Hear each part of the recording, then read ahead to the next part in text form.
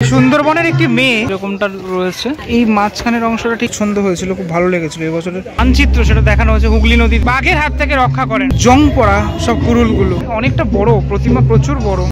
বেহালা নতুন দল গত বছর ফুচকার প্যান্ডেল করে ভাইরাল হয়েছিল এই প্যান্ডেল। এবছর চলো মণ্ডপের ভিতরে ঢোকা যাক। ওদের এই যে গলিটা পুরোপুরি সাজিয়েছে এভাবে, লাইটে আরও বেশি ভালো লাগবে। এখন তো এরকমটা লাগবে, লাইটগুলো জ্বললে আর কিছুক্ষণ পরে লাইটগুলো জ্বললে পুরো ব্যাপারটা আরও সুন্দর লাগবে দেখতে। এই সেকশনটা এরকম একটা করা হয়েছে, একটা শামিয়ানা দেখা যাচ্ছে।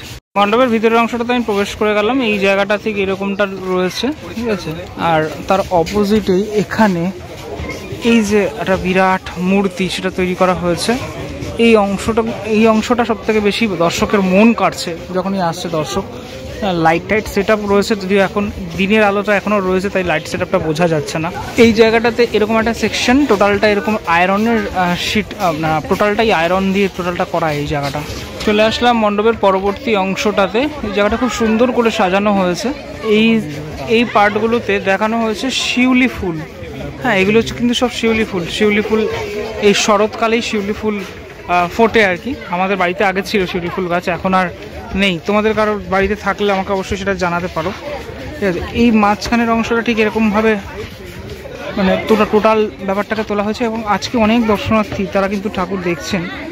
মাতৃ প্রতিমা, এখানকার মাতৃ প্রতিমা অনবদ্য হয়েছে। আমি ছবিতে দেখেছিলাম, তারপরে আমার খুব ভালো লেগেছে। আমি দেখাচ্ছি মাতৃ প্রতিমা ডিটেলে, একটুখানি পরিবেশটাই আসি।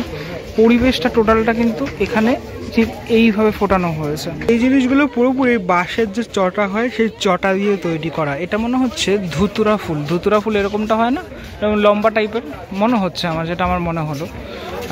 মানে এবার যাব তোমাদেরকে দেখাতে প্রতিমার অংশটা, মানে সামনে ঠাকুর ঘরের যে অংশটা সেটা দেখাই। এই জায়গাটা ঠিক এরকমটা রয়েছে, ঠাকুর ঘরের অংশটা সামনেটা। লাইটে আরও বেশি ভালো লাগবে এই পার্টটুকু। এই হচ্ছে ওদের মাতৃ প্রতিমা, যেটা আমি ছবিতে দেখেছিলাম, খুব পছন্দ হয়েছিল, খুব ভালো লেগেছিল। এবছরের সেরা প্রতিমাগুলোর মধ্যে আমি আমার লিস্টে রাখলাম এই বেহালা নতুন দলের যে প্রতিমা সেটা। তার কারণ পিছনের অংশটা এখানে খুব সুন্দরভাবে ফুটিয়ে তোলা হয়েছে। দিনের আলোটা যদি চলে যায় তখন রাতের বেলাতে এই জায়গাটা খুব ভালো লাগবে দেখতে। একদম এই সামনের অংশটাতে অসুর রয়েছে এবং এদিকে লক্ষ্মী, গণেশ, কার্তিক, সরস্বতী একদম একটা সাইডে, একটা ধারে রয়েছে। অন্যরকমভাবে পুরোপুরি ফুটিয়ে তুলেছে বেহালা নতুন দল এবছর। মাতৃ প্রতিমার যে দেখো তুমি কতটা সুন্দর, মায়ের মুখটা পুরোপুরি এখানে কিন্তু মাটির, ঠিক আছে। অর্নামেন্টস থেকে শুরু করে এবং নিচে এই জায়গাটাতে দেখাই তোমাদের, অসুর এরকম পোস্টারে রয়েছে এবং সিংহ এরকম রয়েছে। সিংহটা হেভি লাগছে, দারুণ করেছে, দারুণভাবে করেছে ব্যাপারটা। আর ওদের ওপরের যে অ্যাটমসফিয়ারটা সেটা খানিকটা এরকমটা, ঠিক আছে। পরিবেশটা খুব সুন্দর করে ফুটিয়ে তোলা হয়েছে, একদম ক্লিন অ্যান্ড ক্লিয়ার টোটাল ব্যাপারটা। এদের মণ্ডপের সামনের যে অংশটা, এটা ওই সাপ যখন পোনা তোলে যেমনটা হয় ঠিক তেমনটা, ঠিক আছে। এই সামনের অংশটাতে এই যে সাপ রয়েছে, আমি জানি না কতটুকু বোঝাতে পারছি আমি। এখান থেকে এই অংশগুলো দিয়ে মাকে দেখতে এরকমটা ঠিক লাগছে। আর এবার চলে আসলাম বেহালা ক্লাব, ৮০তম বর্ষে পদার্পণ করেছে এবছরের শিল্পী প্রদীপ দাস। থিমের নাম আরণ্যক। এ যাবৎকালের যত শিল্পী রয়েছে আমার পছন্দের শিল্পী প্রদীপদার কাজে অনেক ডেপথ থাকে, অনেক গভীরতা থাকে, সেটা আমরা জানি। এই টোটাল বিষয়গুলো কাঠের মধ্যে করা, হ্যাঁ, কাঠগুলোকে এরকম করে কেটে তারপর কিন্তু এগুলোকে বানানো হয়েছে। মণ্ডপের একদম মানে সেকশানে বেশ কিছু এখানে মানচিত্র সেটা দেখানো হয়েছে। হুগলি নদী দেখতে পাচ্ছি আমি। আরণ্যক অর্থাৎ অরণ্য যেখানে জড়িয়ে রয়েছে সেটা কি, সেটা হলো সুন্দরবন। আমরা জানি যে চারদিক থেকে অরণ্যে ঘেরা, ম্যানগ্রোভ অরণ্যে ঘেরা। এই টোটাল থিম নোটটা এখানে লেখা রয়েছে। যাই হোক, আমি ধীরে ধীরে এগাই, মণ্ডপের পরবর্তী অংশগুলোতে এগাই। আবহতে আমি বনবিবির নাম শুনলাম এক্ষুনি, এখানে লেখা রয়েছে বনবিবি জহুরা নামা। সুন্দরবনটাকে যদি ভালো করে দেখো মানচিত্রটাকে, তাহলে বুঝতে পারবে নদী চারদিকে রয়েছে নদী, এবং এখানে প্রত্যেকটা জায়গায় বাঘের ছাপ, সেই বাঘের পায়ের ছাপ দেখা যাচ্ছে। এই যে আরও একটা বাঘের পায়ের ছাপ। আমি সুন্দরবনে গিয়েছি বেশ কয়েকবার। দেখো আবহাওয়াটা, শোনো আবহাওয়াটা দারুণ কিন্তু। ওই দেখো দক্ষিণ রায়ের নাম বললো কিন্তু। যাই হোক, এটা মণ্ডপের একটা সেকশন, ঢুকে যাব পরবর্তী সেকশনে। সুন্দরবনে যারা গিয়েছো তারা জানো যে ওখানকার যে মানুষরা তারা বনবিবিকে নিজেদের যে দেবী, সে দেবী রূপে পূজিতা হন বনবিবি, কারণ বনবিবি তাদেরকে রক্ষা করেন এই দক্ষিণ রায়ের হাত থেকে, অর্থাৎ বাঘের হাত থেকে রক্ষা করেন। এটা মণ্ডপের মেন যে সেকশন, আমি পরবর্তী সেকশনে চলে আসলাম। এই জায়গাটাতে এরকম সেকশন করা হয়েছে, বাঘ দেখা যাচ্ছে এই অংশটাতে। এই যে ছবিটা দেখতে পাচ্ছ, ওপরের অংশটা কেন দেখানো হয়নি একটু বলি। এইখানকার মানুষজনকে বাঘের আক্রমণ করেন, তার মধ্যে এই একজন মানুষ যিনি আহত হয়েছিলেন, তাই জন্য ওপরের অংশটা দেখানো হচ্ছে না এখানে। ওনাদের যে মানে যারা ওনারা যে জিনিসগুলো নিয়ে কাজ করেন বা নিয়ে যান, সেই জিনিসগুলোকেও দেখানো হয়েছে। এখানে দা রয়েছে একটা, এই ফ্রেমটার মধ্যে দেখাই বেশ কিছু মানুষজন যেটা দেখানো হয়েছে এই অংশটাতে। বিশেষ করে এই যে নৌকা তো সুন্দরবনের একটা অত্যন্ত গুরুত্বপূর্ণ যানবাহন, কারণ এক জায়গা থেকে অন্য জায়গায় যাওয়ার জন্য নদীর মাধ্যমে যেতে হয় এবং সেটার নৌকার মাধ্যমেই যেতে হয়। এই জায়গাটার যে আর্ট ফর্মটা করা হয়েছে দারুণ দারুণ, জাস্ট অনবদ্য লাগছে আমার এটা দেখে। একটা ডোরা কাটা ছাপ রয়েছে এখানে। আর একটা সেকশনে চলে আসলাম। এই জায়গাটা তুমি যেদিকেই দেখবে মণ্ডপের, সেদিকেই কিন্তু এই আরণ্যক ফুটিয়ে তোলা হয়েছে, বিভিন্নভাবে ফুটে উঠেছেন। প্রচুর রিসার্চ রয়েছে, ঠিক আছে, এই টোটাল অংশ নিয়ে প্রচুর রিসার্চ রয়েছে। আমি তোমাদেরকে দেখাই।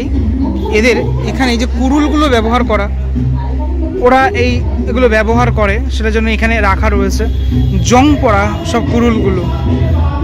কত রকমের জিনিস, মানে দা দেখো কত রকমের, ঠিক আছে, অনেক রকমের কিন্তু ব্যাপারগুলো। এগুলো মানে অনেকে জানে না যে রিসার্চ ওয়ার্ক, এইটার জন্য অনেক সময় লেগে যায়, ঠিক আছে। আমরা তো দেখি প্যান্ডেল দেখে চলে যাই, কিন্তু এইগুলোতে অনেকটা সময় লেগে যায়। ওদের এক্সিট গেট আলাদা রয়েছে। আমি এক্সিটের সামনে যাওয়ার আগে এবার ঠাকুর ঘরের সামনেটাতে তোমাদেরকে নিয়ে যাব। চলো এবার তোমাদেরকে দেখাই মাতৃপ্রতিমার যে রূপ। এখানে মা দুর্গা তো রয়েছেনই, পিছনে 10টা হাত দেখা যাচ্ছে, সাথে সাথে এই যে মানে মেয়েটির রূপ, মানে এই সুন্দরবনের একটি মেয়ে ওখানকার জীবিকার সাথে যুক্ত, সেই মেয়েকে দেখা যাচ্ছে। এবং তার দুই হাতে, মানে একদম সামনের যে দুটি হাত, সেই দুই হাতে মা দুর্গার যে মুখমণ্ডল, সে মুখমণ্ডল রয়েছে। লাইটিং সেটআপটা দুর্দান্ত করা হয়েছে এবং অপরূপ সুন্দর। এই যে মূর্তি, যে প্রতিমা করা হয়েছে অপরূপ সুন্দর। শুধুমাত্র তাই নয়, লক্ষ্মী, গণেশ, কার্তিক, সরস্বতীও এই সুন্দরবন অধ্যুষিত অঞ্চলের নাগরিক সেটা মনে হচ্ছে কিন্তু এটা দেখার পর। নিচে প্রচুর বাঘ রয়েছে, দেখো প্রচুর বাঘ রয়েছে নিচের অংশগুলোতে। এই জায়গাটা দেখলে তোমার মন জোড়াতে বাধ্য, মুগ্ধ হয়ে যাবে তুমি এই জায়গাটা দেখে। সুন্দর করে ব্যাপারটাকে করা হয়েছে এখানে। অনেকটা বড় প্রতিমা, প্রচুর বড়। একটা সিম্পল, ঠিক আছে, সিম্পল একটি মেয়ে, আমাদের ঘরের মেয়ে বলা চলে। চোখ দুটো দেখো যেমন জীবন্ত লাগছে একদম পুরো। এই জায়গাটা একটু ওয়াইডে দেখাই। ওয়াইডে ব্যাপারটা ঠিক এরকমটা। আর এইখানটাতে এই নৌকার যে সামনের অংশগুলো, সেই অংশগুলো দেখা যাচ্ছে এখানে। মায়ের পায়ের যে নিচের অংশগুলোতে এই যে দেখতে পাচ্ছ যে এই যে অংশগুলো, এগুলো কি বলতো, যে নদীর জল যাতে না ঢুকে যায়, যে বাঁধ দেওয়া হয় না, সেই অংশগুলো হচ্ছে এটা, যাতে ওদের বাড়িতে বা ওদের ঘরে না ঢুকে যায়। ওই অঞ্চলগুলোতে প্রচুর এই জল ঢুকে যায় আর কি বর্ষার সময়, সেই জিনিসটাই এখানে দেখানোর চেষ্টা করা হয়েছে।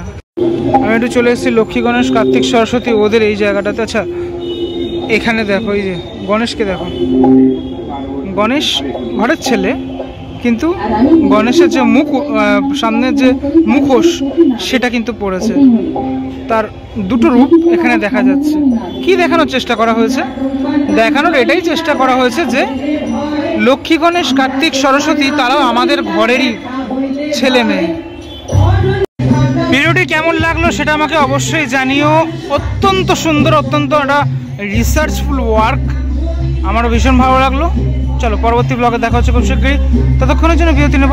ভালো থেকো সবাই, টাটা।